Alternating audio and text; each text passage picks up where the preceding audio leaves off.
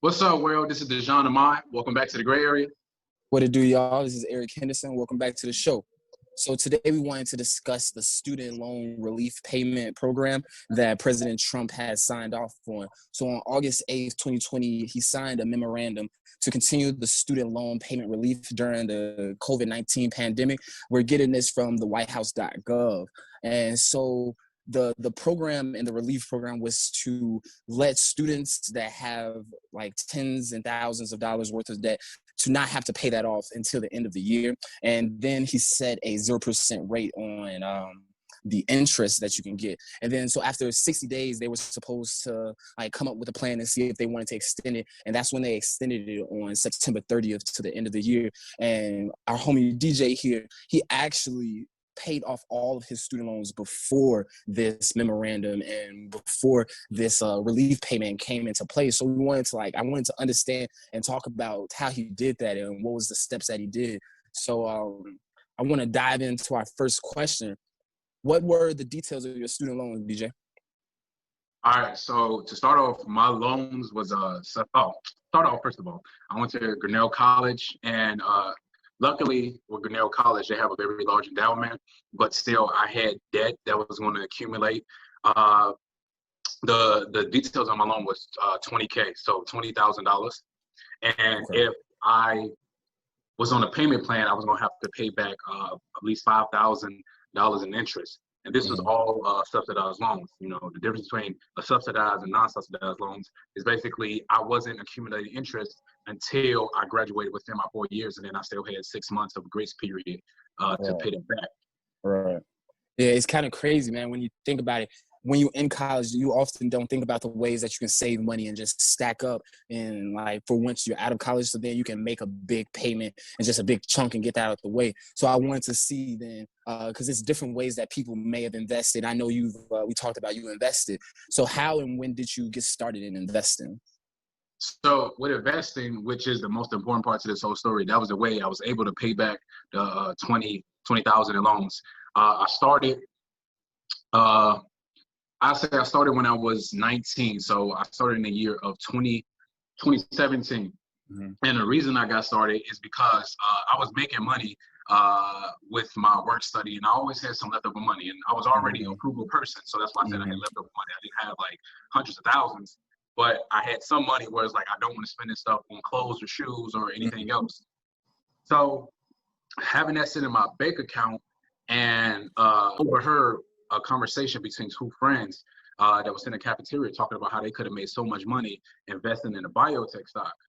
Now, I've already heard about stocks and stuff like that because I was reading Robert Kiyosaki's book, Rich Dad, Poor Dad and whatnot, but I never understood how can I do it without having to pay commission for a brokerage and whatnot.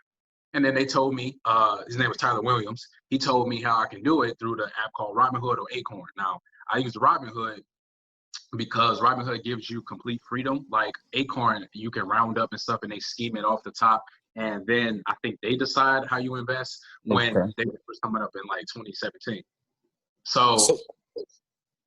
So then when they taught y'all, my bad to cut you off though, when they taught you and you heard that conversation about Robinhood, did you like learn from them and just like spoke to them one-on-one and got like personal mentoring, or did you hit up YouTube and stuff like that to learn more about Robinhood and about investing and how to actually do it?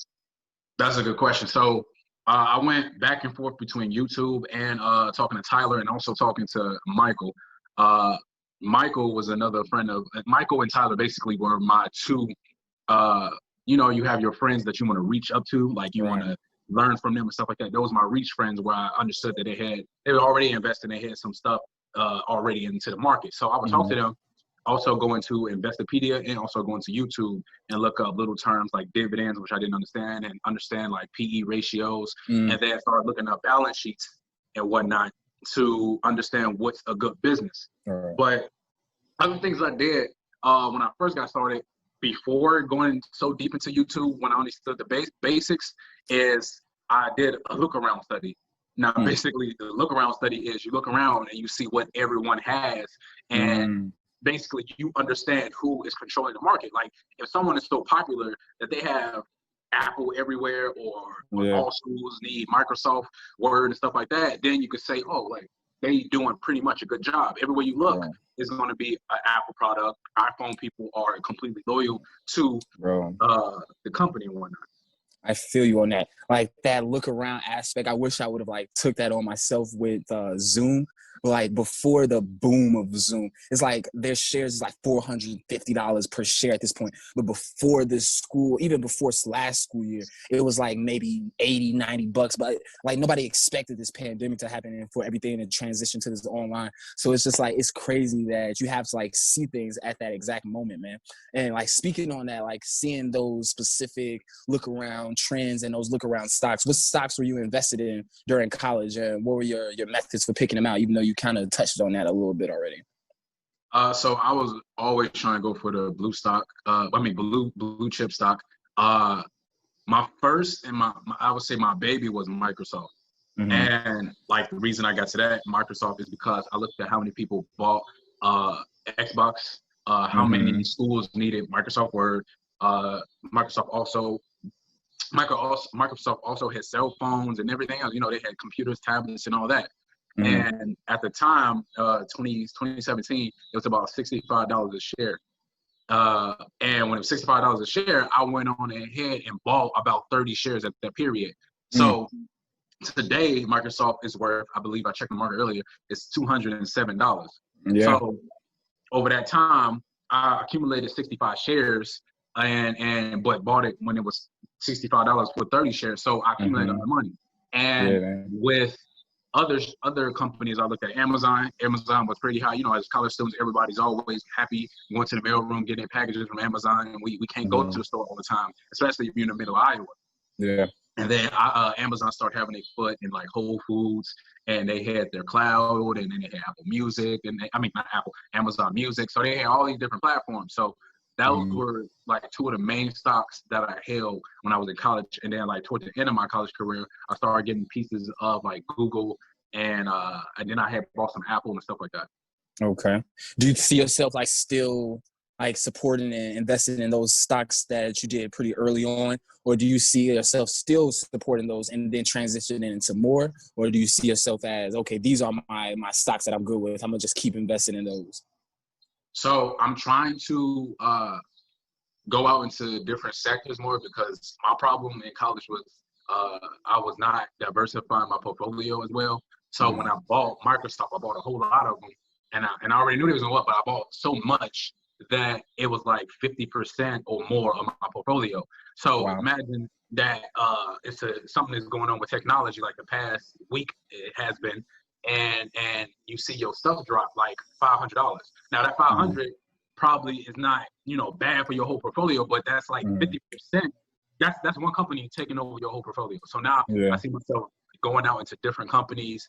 I'm trying to find a recession-proof type portfolio now, and with it being a holiday time, I'm trying to transition to like your Christmas aspect of people giving gifts and stuff like that, especially during this pandemic. So I'm investing in things like Walmart, or anytime I hear a blue chip stock is signing another deal or merger, the TikTok thing, I'm starting to get into that more. So yeah. I feel I kind of am trying to like ride the wave of certain like just trends that's happening, because like right now we know that the PS4, like you mentioned earlier with Microsoft, the PS5 is about to come out soon, and like I've been reading up and saying like GameStop is preparing for all of these pre-orders. The Xbox, it's like a new series of Xbox that's about to come out, and it's like I'm seeing this trend towards GameStop, and I invested like 3 shares in them because it was like $9, and even in the 2 days that I've had them, I made like 3% back. And it's just like, okay, I guess I can I have to do my own research and more of that when I'm doing that. But it's useful to diversify your portfolio. Yeah. Now, I was thinking, so when we had mentioned earlier, when you said that you reached out to Michael and Tyler for advice, and then you hit up YouTube. So it's kind of like when we had Josh on our last show, and the trials of independent artists and how they have to take this a different avenue other than like signed artists. So do you see yourself in your experience, or is there any disadvantages in doing like Robinhood, a self-invested app, compared to like doing Charles Schwab or having a broker doing it for you? Do you see any disadvantages or advantages? I mean, I see a lot of advantages, because I wasn't someone who like lost a lot of money. I wanted to educate myself before investing. So when I first started, I only put $20 in. And that $20 sat in there for like 6 months until I finally decided that I'm ready to start investing. I got enough education. I believe in myself enough where it wasn't a disadvantage. I would say one disadvantage is like they have experience. You know, they have people on a team that knows more than I do. You know, I have 2 years or more of experience, and they have 20, 30, 40 more years than the average one person has lived on this earth. Right. So it's like one of the disadvantages that I have. But the fact that I am a long-term investor and I understand like slow grind and stuff like that, I'd rather see all my money grow without having to pay somebody things that I could do for myself. It's not like I'm trying to do surgery on myself. You know, I don't need a PhD to do this. I just need basic information, and I can expose myself to that. And then you can always pay someone to get some advice. Like I pay someone $500 to understand how they build their portfolio and stuff like that. So there's ways that you can learn without having to pay someone $20 a month and stuff like that. Right. So on that, like teaching people and other people, do you like teach other people outside of your family, or do you try to give people pointers and skills regarding that? Because I've been seeing like this trend lately on social media platforms that like self-investors and individual investors, they kind of use their social medias to monetize and to, like you said, to like sell classes and to do these courses so then people can see how they build their portfolio and stuff like that. Do you do any teaching to other people or try to help anybody out? I say more advice giving, but I'm not professional, so that's your forewarning. Like if I was to give you advice, it's for you to do the research and just things that I see and you should look for. But I do give out advice and stuff like that to like my siblings or any friends or someone that hits me up on Instagram. I always, explain to them the situation where my ideas are coming from, when I expect to like pull out, but and also I'm a long-term investor, so I don't pull out all the time. I know this is like a crazy. We saw everybody. We think it's straight. Yeah. So, but yeah, I do teach. I do give advice to other people. I give advice to my siblings, my sister all the time, friends and whatnot, because I don't think this information should be hidden. Because like if I didn't understand that this was an avenue to make more money, then I will probably still have debt and more debt to pay off with interest and stuff like that. Like we talking about how Donald Trump. That's me. We talk about how Donald Trump has zero interest right now, but that's before. That's after I started paying. Like after I graduated from college, so I would have probably still had interest paying off to that point. So yeah, like if this information, I feel like I'm hogging information if I don't say this to other people, especially younger people who are in college. I definitely feel on that, man. And I feel like this is like a perfect segue into the transition into the end of the show. This is exactly why we wanted to have this episode and to just talk with you all and for you all to come through and listen to this conversation, because like this is a perfect opportunity, like DJ said, to work on yourself and to like build that generational wealth, man, because we have this opportunity of zero interest rate and then he's pushing back these loan payments. So even though we don't have to pay anything, man, it would behoove y'all. I know myself, I definitely got to get on it. I'm finally like working a real job or somewhat a real job that I can like save money and stuff. So I'm about to start doing that. But before we end, I know you kind of alluded to it, but do you have any like last pieces of advice that you want to share with anybody? Because I know we want to keep these short. So if you all want to like go and dive in depth and more with DJ, feel free to reach out to him. He's definitely willing. But do you have any last pieces of advice you want to leave with everybody before we close out? Yeah, this last piece of advice is going to be loaded. I'm just going to finish off the story about how when I sold the stocks, how much I sold and how much I had in my portfolio. So go ahead. I had about 18K in my portfolio, and I did a good job at paying off some of my loans while I was working. So I waited until the end of my 6-month grace period, which was in November of 2019, to pay it all off. I sold about 8K of those shares and paid that off, and then tax and stuff like that comes off of that. But the longer you hold it, the less taxes you get. So I want people to understand that there are tax implications when you are selling at a capital gain. But once I did it, I felt like I was scot-free. And the thing that I pride myself on is once I understood that I had extra money when I was in college, I didn't look for ways to just spend it on like an Xbox or some Jordans or something like that. I actually like took an avenue to say, I'm going to hold this money until I figure out what I want to do with it. And once I did it, it actually made me more money. So you need to be frugal in the way that you spend. And I didn't get here on my own. Like I did work hard, but I had family that was giving me money for like books and stuff like that. Now, I'm sorry to some of the family members that did give me money for books because I never spent it on books. I just went to the library and photocopied everything and pocketed it. But that's the real stuff though, man. It was this That's So Raven episode that Corey Baxter was like, the rule number one of money, never spend your own. So it's just like, that's how you got to look at it, man. If you get some money from somebody else, don't spend it, use theirs. Exactly. And I see it as now is like me not using that money for books and being clever and just like scanning all the PDFs. It took time, but I did it. It's me helping on my family because, I could have spent it on books, then graduated, probably had a little more loan debt, and probably hit them up like, oh, I still need some more money, so help me out. But I did them a favor by putting it into a stock and having that growth over time, so it wouldn't be their problem also. So that's my last piece of advice, is to try to be as frugal as possible with your money, because it's so many ways you can spend money. It's so many ways you can make money in this point in time. And you can do it by real estate investing, or you can do it by investing, or you can do it by just coming up with a side hustle and making some money. So there you go. Sweet, man.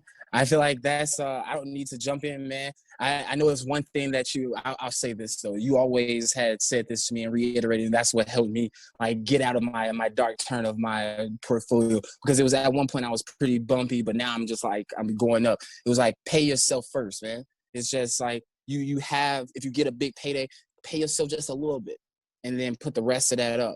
And it's just like, I feel like a lot of people, like, they know that, but they don't like really act on it. And it's hard, but when you do that, man, you're gonna get those benefits. I think people will get it confused with gifting themselves other than paying yourself. When you gift yourself, you give yourself Christmas presents every day, where it can turn out that you didn't need that present, Yeah. Well, you gotta be frugal and you gotta know your business, man. But this was the gray area. This was me and DJ talking about his student loan situation and how he was able to pay it off before President Trump signed his memorandum to halt student loan payments until the end of 2020. If y'all want to know more about his journey and his adventure, and y'all want to learn more about Robinhood, y'all can hit him up at, what's your at name, man? At Dejon_Amon_X. Amon spelled AHMOND. Dejon spelled DAJON. And that's _X. Definitely. And this is the gray area. If you want to reach out to us, make sure you email us at grayarea.talk. That is gray area with an E. Our social media platforms is grayarea.talk on Instagram. Maybe one day, if we get cool enough and we matter enough to you all, we'll make a Twitter. But until that day, man, like, share, subscribe, and make sure you tune in back next week for another video. All right? Peace.